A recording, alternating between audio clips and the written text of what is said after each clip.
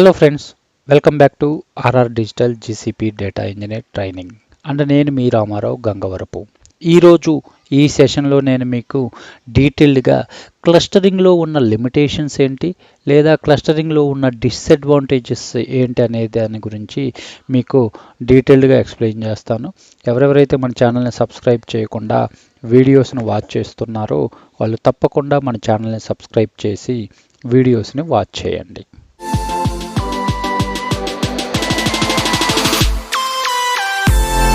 So first మెయిన్గా వచ్చేసి లిమిటేషన్స్లో మనకి ఒక టేబుల్ పైన మనం క్లస్టరింగ్ అప్లై చేయాలంటే అది ఓన్లీ 4 కాలమ్స్ వరకు మాత్రమే మనకి అలౌ చేసిద్ది. ఓకే, అంటే ఒక కాలం పైన చేయొచ్చు లేదా 2 కాలమ్స్ పైన క్లస్టరింగ్ అప్లై చేయొచ్చు.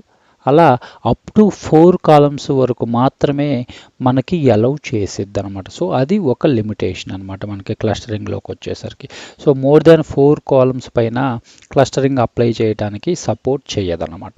ఓకే, సో నెక్స్ట్ పాయింట్ వచ్చేసి మనం క్లస్టరింగ్ అనేది స్ట్రింగ్ టైప్ కాలం పైన కనుక మనం అప్లై చేస్తే అది ఓన్లీ ఫస్ట్ 1024 క్యారెక్టర్స్ పైనే క్లస్టరింగ్ అనేది అప్లై చేసిద్ది అనమాట ఆ పర్టికులర్ కాలం పైన. ఓకే, సో అది మనకి సెకండ్ పాయింట్. థర్డ్ పాయింట్ వచ్చేసి ఇది వచ్చేసి మనకి ఓన్లీ గూగుల్ ఎస్క్యూఎల్ ఈ సపోర్టెడ్ ఫర్ కొర్రింగ్ క్లస్టర్డ్ టేబుల్స్ అనమాట. ఓకే, సో గూగుల్ ఎస్క్యూఎల్ మాత్రమే కొర్రీ చేసేటప్పుడు క్లస్టర్డ్ టేబుల్స్ని సపోర్ట్ చేసిద్ది అనమాట.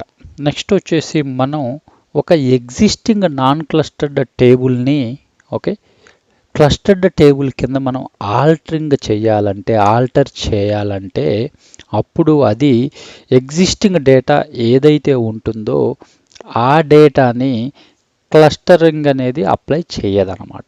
ఓకే, ఏదైతే న్యూ డేటా వచ్చిద్దో తర్వాత మనం ఎగ్జిస్టింగ్ నాన్ క్లస్టర్డ్ టేబుల్ని క్లస్టర్డ్ టేబుల్ కింద మోడిఫై చేసిన తర్వాత ఏదైతే న్యూ లేటెస్ట్ డేటా వచ్చిద్దో ఆ డేటా పైన మాత్రమే అది క్లస్టర్డ్ అనేది అప్లై చేసిద్ది అనమాట. అంతేగాని ఎగ్జిస్టింగ్ డేటా పైన క్లస్టరింగ్ కానీ క్లస్టర్డ్ కానీ మనకి అది అప్లై చేయదన్నమాట. సో మెయిన్గా మనకి ఈ 4 లిమిటేషన్స్ అనేవి క్లస్టరింగ్లో ఉందన్నమాట.